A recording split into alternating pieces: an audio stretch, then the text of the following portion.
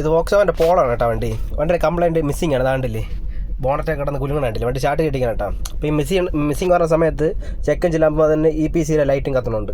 അപ്പോൾ അതിൻ്റെ കംപ്ലൈൻറ്റ് എന്താണെന്ന് വെച്ച് കഴിഞ്ഞാൽ ഈ ഒരു സാധനമാണ് കംപ്ലൈൻറ്റ് കേട്ടോ. ഇത് ഇഗ്നിഷൻ കോയിൽ എന്ന് പറയും, ഇൻഡിപെൻഡൻറ്റ് ഇഗ്നിഷൻ കോയിലാണ്. അത് ഓരോ സിലിണ്ടറിനും ഓരോ ഇഗ്നിഷൻ കോയിൽ വെച്ചിട്ടുണ്ട്.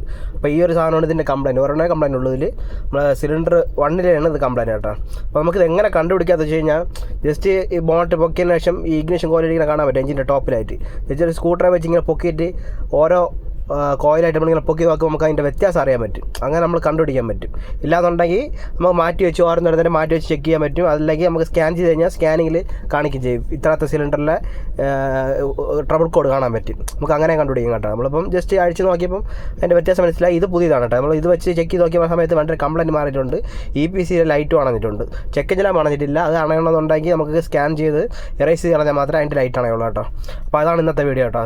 ഈ സാധനത്തിൻ്റെ റേറ്റ് എന്ന് പറയുന്നത് ലോക്കലായിട്ട് കിട്ടുന്ന സാധനത്തിൻ്റെ റേറ്റ് ഒരു 2200-300 രൂപയ്ക്കകത്ത് പറഞ്ഞു കേട്ടോ.